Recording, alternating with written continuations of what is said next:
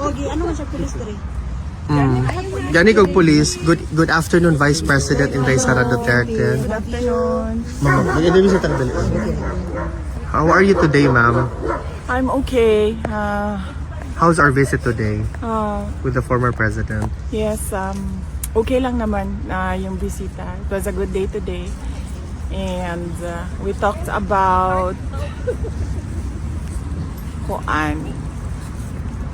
the unconstitutionality of the transfer of the PhilHealth funds, no, 60 billion of it, and it was,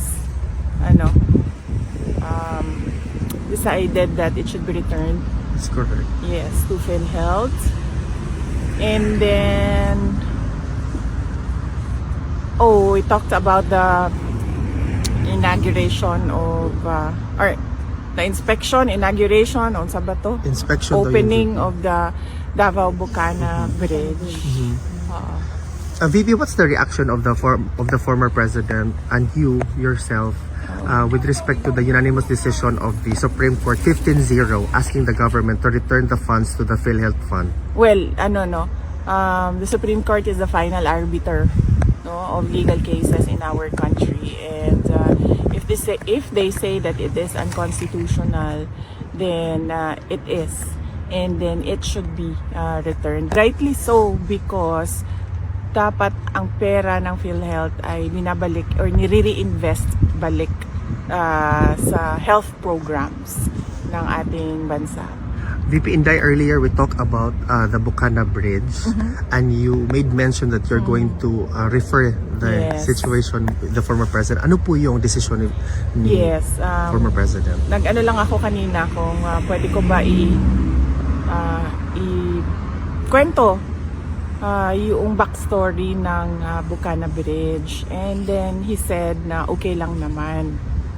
So ang nangyari dyan ay ang Bucana Bridge is kaparte ng buong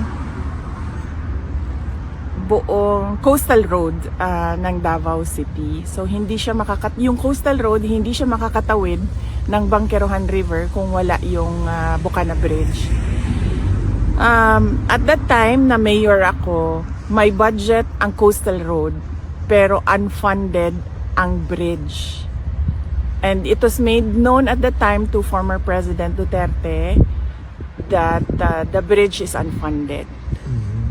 At siya ay naghanap ng paraan para mabigyan ng pondo yung bridge. So noong nakahanap siya ng pondo ay sinimulan yung negotiations, sinimulan yung mga planning, lahat ng paperworks para doon sa bridge na yon ay sinimulan na. But ngayon, nandyan na yung bridge, so dapat nating pagpasalamatan para sa akin bilang isang Davaoenyo at syempre sa mga tiga Mindanao na din, dahil nagbe-benefit din sila doon sa coastal road na yun, no? Traveling from south to north of Davao in the region. Nagpapasalamat kami kay dating Pangulong Rodrigo Duterte dahil hindi siya tumigil sa paghahanap ng pondo para doon sa tulay.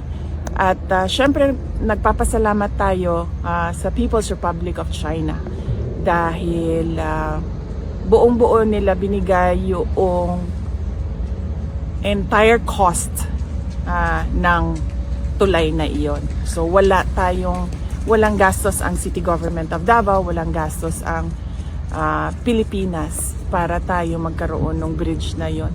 At napakahalaga ng bridge na yon dahil hindi mag-connect ang south to north kung wala yung bridge. What is your reaction, VP, with the statement of President Bongbong Marcos saying that this is one of the 4 legacy projects under his administration so far? Basta sa akin, yun na lang. Bilang Davaoenyo at bilang Mindanaon, nagpapasalamat ako kay dating Pangulong Rodrigo Duterte dahil ang totoo talaga niyan, alam niya at the time yung problema ko bilang mayor. Now, may coastal road, may budget ang coastal road, pero wala kaming budget para sa tulay. At and yes, as I said, yung source of fund ang People's Republic of China. Sila yung pinagpapasalamatan ko.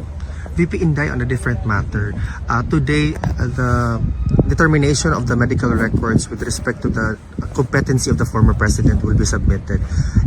Was the submission done already or?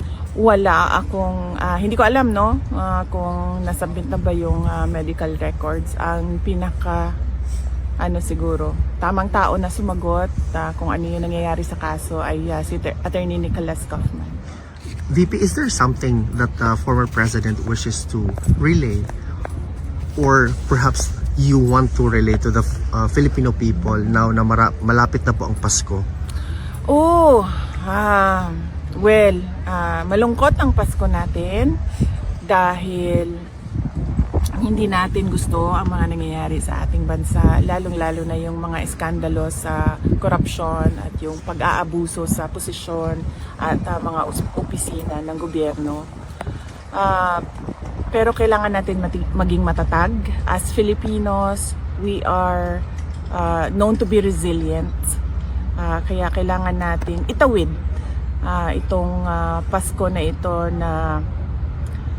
na merong pag-asa sa ating mga puso. At syempre ipagdasal natin yon na mas maganda ang ating taong 2026 sa kung ano man yung dinaanan natin ngayong 2025. Thank you, VP Inday. May question bang iba?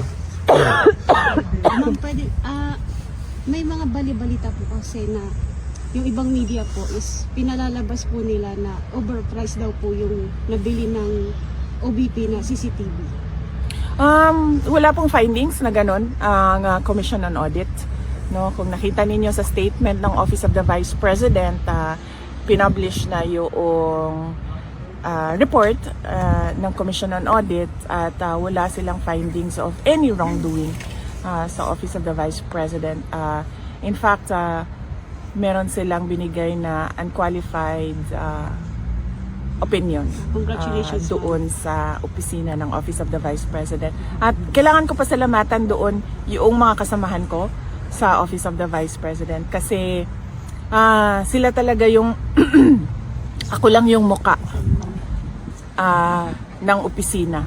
Pero lahat ng paperworks, lahat ng trabaho sa mga utos ko, lahat ng legwork, trabaho yan ng mga personnel ng Office of the Vice President. Kaya papasalamat ako sa kanila dahil nakuha nila yung unqualified opinion. And by the way, ma'am, congratulations kasi kayo po yung pinakamataas na ratings po sa trust rating. Yes, opo. Nagpapasalamat din ako niyan sa ating mga kababayan na nakikita nila yung trabaho ko bilang Vice President at trabaho ng mga kasamahan ko sa Office of the Vice President at malaki ang kanilang tiwala sa kakayahan namin at yes, so nagpapasalamat ako sa mga kababayan natin at kahit man na bumaba or tumaas yan, pabago-bago ang numbers, rest assured that the Office of the Vice President will continue to faithfully serve the Filipino people. One more, ma'am. Yes, ma'am. Any reaction, ma'am, kasi sabi po ni BBM is willing daw po siya makipagdialogo sa inyo para daw po sa ikaunlad ng Pilipinas.